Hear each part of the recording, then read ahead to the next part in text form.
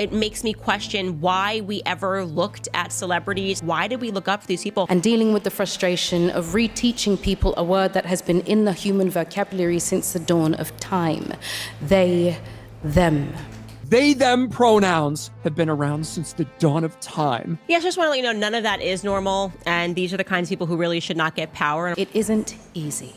I'm gonna see if you guys see the narcissism that I'm recognizing. I'm like sitting here scrolling on Twitter being like, what on earth are we experiencing? Like, this is real life. Okay. Poetically, a person who is simply more. She's talking down to a group of people whilst functionally just moving outside of reality with these they, them pronouns and wanting to be referred to as non-binary. They weave in and out of personalities, and they're always constantly playing a part, and you actually can't get to who these people actually are. So overblown. It is so dramatized. All of it. Every bit and piece of this nonsense. You have to almost develop a sociopathology to become an actress. Call us this, call us that. You have to do this, otherwise you're a bigot. It is all an act to help prop up this boogeyman ideology and make people feel important and meaningful. None of it is. We all know that Cynthia Erivo is a woman. Her pronouns are she, her, if you're going to use them. It's not they, them. She is, in fact, not non-binary. A person who is simply more. Oh, she's more, all right. More cringeworthy, more out of touch. It is just empty words and gaffes and theater kids being theater kids. That is really the crux of what goes on in Hollywood, and thank goodness it is now socially acceptable again to make fun of it. Is Cynthia Erivo okay? Because if you caught her recent GLAAD Awards speech, she's been receiving a lot of online backlash over her comments. Wearing an expensive black Dior gown, Cynthia delivered an emotional speech that had the entire room nodding solemnly like they were witnessing history. She spoke about identity, hardship, authenticity, and being seen, all powerful themes. But here's the thing, when you're draped in Dior, holding a trophy, rich, successful, and being celebrated on a national stage, maybe you are being seen. So watch as multimillionaire Cynthia wallows in self-pity about how difficult her life is before she announces that she is superior to you in every way.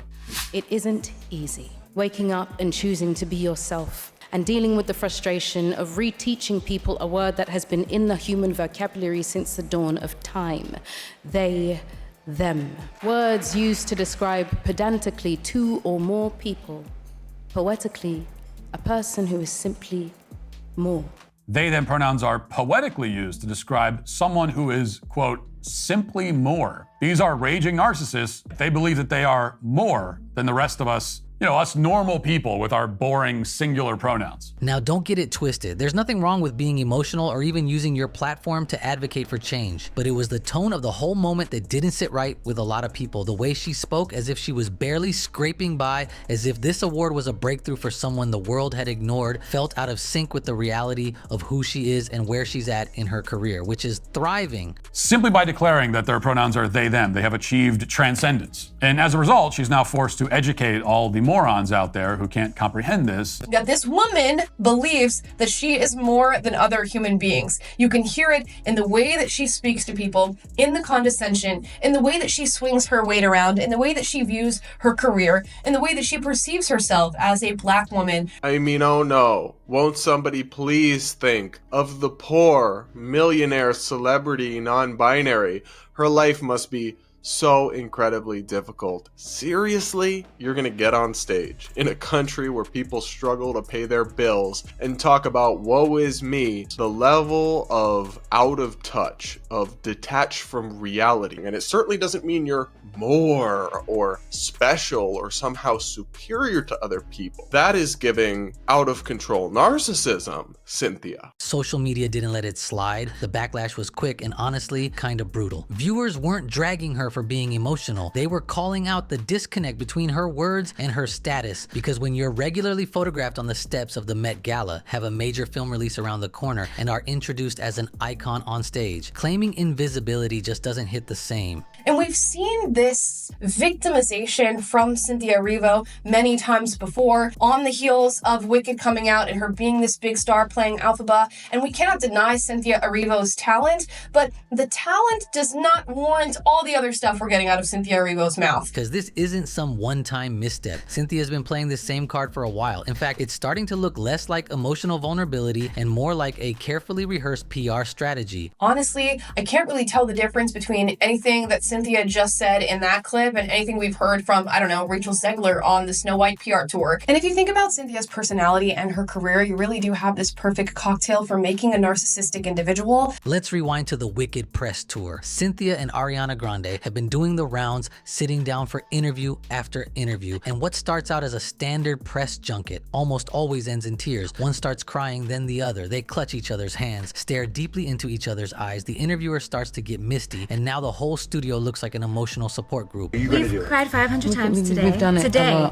They can't stop crying. I just don't know what to tell you other than Wicked, the new movie, who are carrying out an insufferable woke press tour around the world. first and foremost, I'm just gonna show you them holding hands. They keep holding hands in this really weird way. I want you to imagine you could sit in a movie theater. Oh my goodness, that's an amazing question. Yeah. Yeah.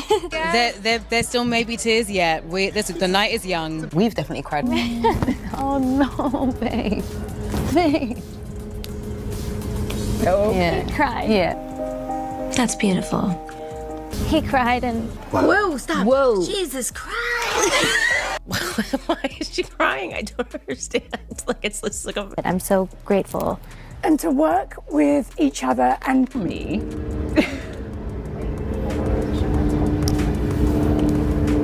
Not the time, helicopter. And you have to be kind to everybody. Whoa. And she is a good witch. Yeah. So that when we hold hands, they touch. And then we have our poppies here.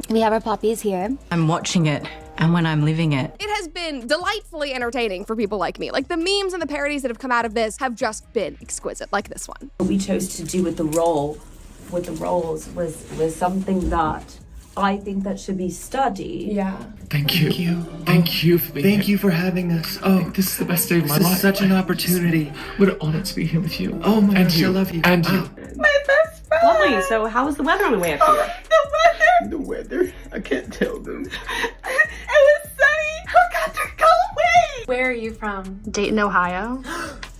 Oh my God. Oh my God. Oh my God. Oh my God. Now, I'm not saying their bond isn't real. They probably are close after working on a film that's all about friendship and acceptance. But every interview turning into a sob fest, come on, that's not authenticity, that's emotional theater. The wild part is that this over-the-top emotional display is being sold as raw and real. But when every promotional moment starts to feel like a Hallmark commercial, it raises the question, who is this for, the audience or the algorithm? And sure, people eat it up. Comment sections are full of I'm crying too, and their friendship is so beautiful. But eventually, even the most loyal fans start to ask themselves if they're being emotionally manipulated into buying a movie ticket. Emmy-winning actress Cynthia Erivo complains life isn't easy when people don't accept you. Erivo's current net worth is estimated at $5 million. Sounds like a rough life. But I'm so tired of hearing about this perpetual victimhood from people who have more than the vast majority of people in the world could ever imagine having. And that's not the only time Cynthia found herself in hot water. Let's talk about the Harriet Tubman casting backlash. Cynthia, a British Nigerian actress, was cast to play one of America's most iconic figures in the fight against slavery. And a lot of people had strong feelings about that. The main issue wasn't her talent. Cynthia can act, no one's debating that. The issue was about cultural authenticity and representation. Many Black Americans felt that someone who shared that specific cultural legacy and history should have been chosen for the role. And then those tweets surfaced, old posts where Cynthia used African American vernacular English in a mocking tone. People accused her of making fun of Black American culture while now profiting from it by playing one of the most revered figures in American history. It wasn't a good look. Instead of owning it or addressing the backlash in a thoughtful way, she leaned into the same pattern, reframing the criticism as an attack and positioning herself as the victim. Sound familiar? Her big rise to prominence in Hollywood has been her being Elphaba in Wicked, and she's been on the victimhood mixed with narcissism pedestal platform ever since. Cynthia, you're a Broadway star, a movie star, you are a multi-millionaire. I think you're doing fine. I don't think you're oppressed because of your chosen they-them pronouns, a bit of oppression that you actively chose, if there is even any oppression at all, to place on yourself. She got the spotlight in this video, which is, I think, exactly what Cynthia Erivo wants. Celebrities have figured out that the fastest way to stay relevant isn't through their work, it's through emotional branding. They cry on camera, share stories of past trauma, use buzzwords like representation, inclusion, and healing, and suddenly they're heroes. It's less about the art and more about how the actor feels about the art. The movie's message becomes secondary to the actor's personal struggle in making it. Don't get me wrong, representation matters. Seeing yourself on screen matters, but when every interview turns into a TED Talk about how much pain you had to endure while making a fantasy film, it just feels performative. It's like you're not saving lives, you're promoting Wicked, you're not curing a disease, you're playing Glinda in a $100 million studio musical. Let's keep things in perspective.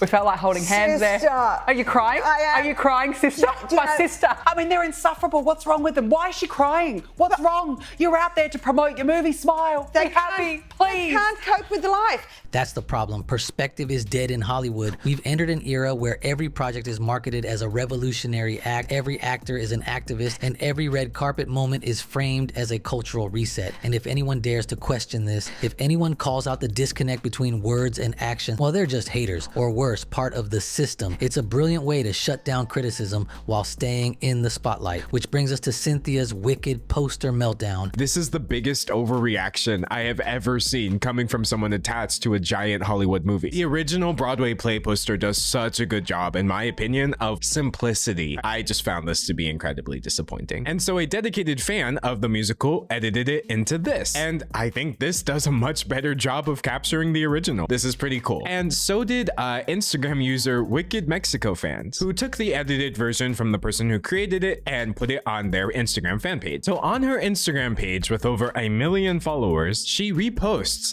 this image. This is the wildest, most offensive thing I have seen. None of this is funny. None of it is cute. It degrades me. It degrades us. All of the things that are happening in the world right now, all of the privilege you have, the wildest, most offensive thing you've seen is a movie poster edit. A fan edited the official poster, not to erase her, not to shade her, but to mimic the original Broadway version. A fun throwback, but Cynthia's response? You'd think someone spray painted hate speech across her front door. She said the edit was deeply hurtful, that removing her eyes was like erasing her humanity. She said she looked into the camera for a reason and that this fan edit stripped away her identity. Let's remember, this was fan art, not an alt-right Photoshop campaign, just someone excited for the movie making a creative poster. It was a chance to show gratitude, to celebrate the passion of the fans, but instead it became another victim narrative, another moment framed as a personal attack. Need a reality check, or they probably need a lot more. They need a couch. They need something, anything. There's counseling. They need help. And here's where humility could have made all the difference.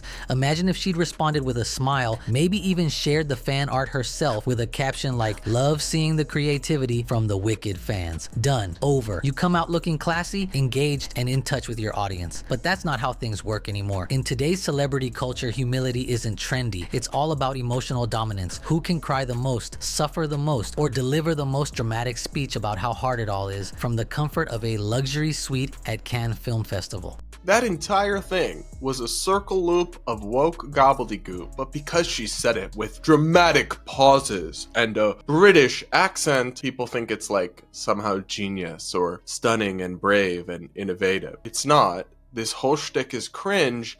And hey, this kind of behavior isn't limited to Cynthia. Drew Barrymore's talk show has turned into a live therapy session. She clutches guests like she's seeing a long-lost family member at the airport. Do you want to know, ironically, who dislikes me the most sometimes? Who? Myself.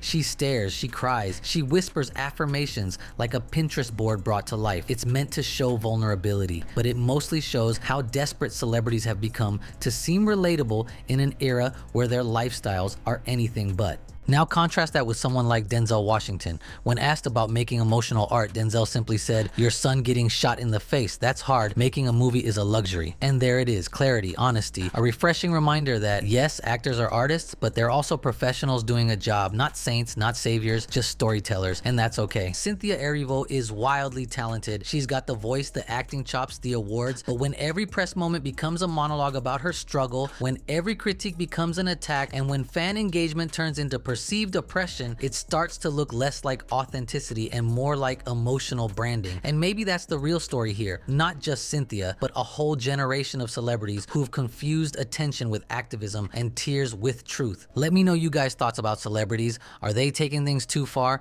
Is Hollywood too far gone to be saved? Drop a comment and I'll see you tomorrow for another video.